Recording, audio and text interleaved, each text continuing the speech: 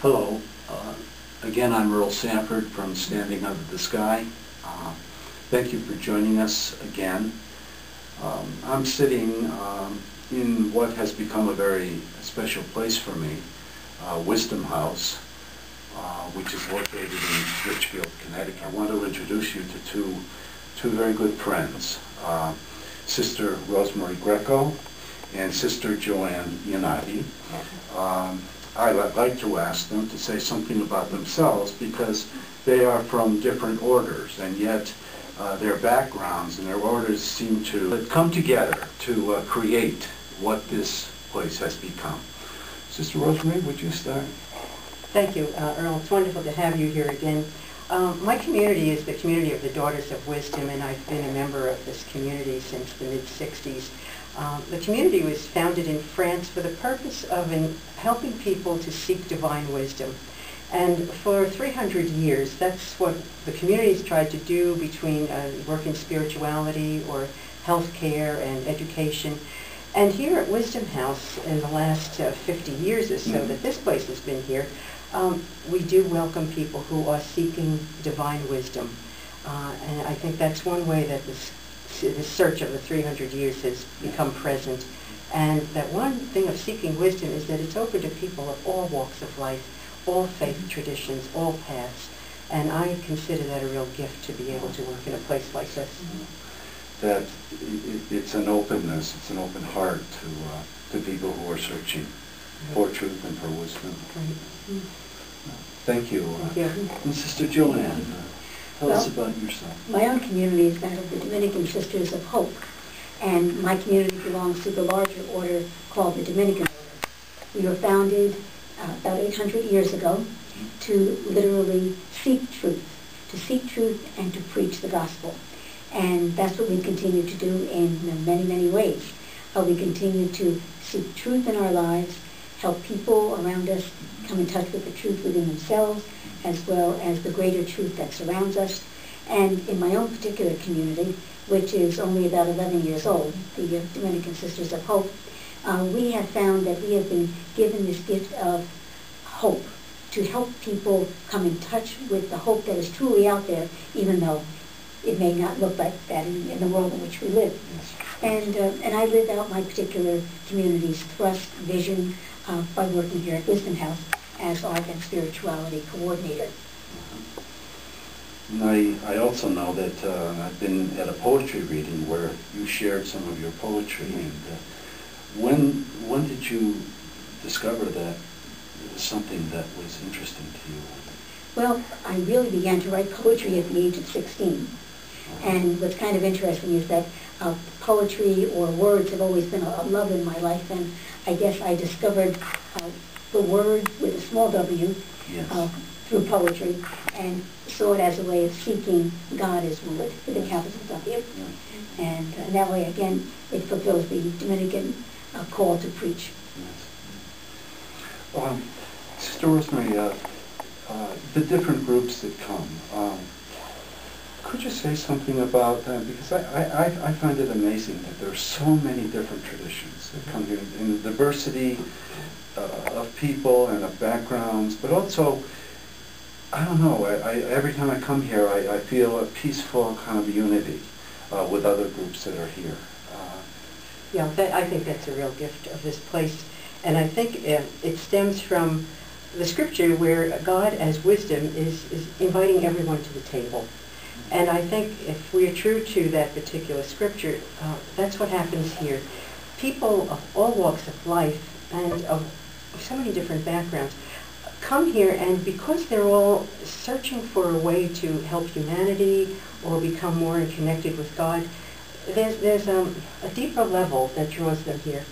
And often I think that if they ever met each other on the streets, they would not even look at each other. But because they're here, and in the dining room they'll start talking with each other, or they meet each other in the hall, it's a whole new atmosphere is created.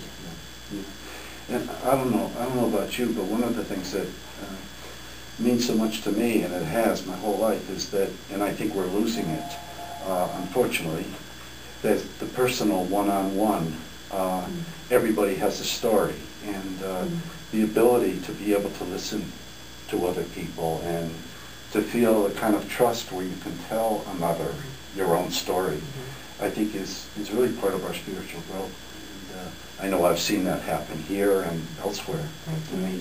Very often we'll say, and Rosemarie has said it to groups even when she's greeted them, that Wisdom House is somewhat in the tradition of the monasteries, back in the Middle Ages, that they were a place in which people, came and literally their lives crossed. Yes. And they as individual seekers were, seeking truth in their own way, seeking, their own personal questions.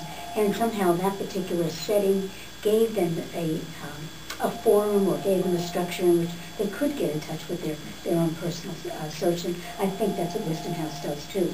And in that, searching is dialogue.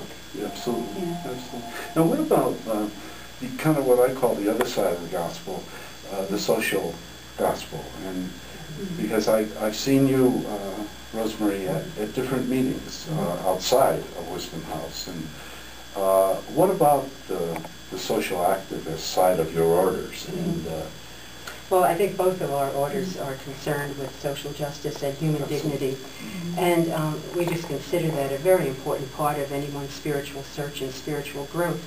I know you're probably smiling because we were promoting using our water bottles and stopped with the commercial water bottles, right, without concern about the privatization of water, or we're using fair trade coffee. And we tried to do things here that people could start to see that we are connected to the larger world, and what we do in our individual communities really does have an effect with people. And that's contagious. I mean, so it just takes a small seed, as the gospel tells us. Right. Well, unfortunately, we're running out of time. As you can see what wonderful people I'm sitting with, and it's a privilege to be here.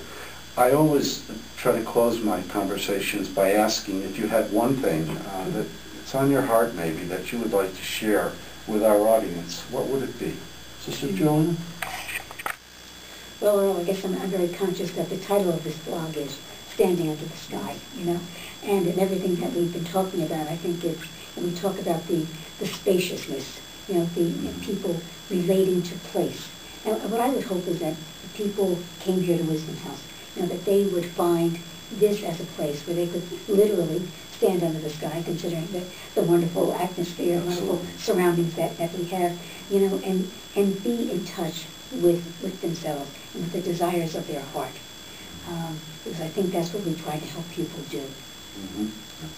Find their own peace under the sky. Put it so well, because the place is so full of beautiful nature and woods and rolling fields and opportunities for walks. And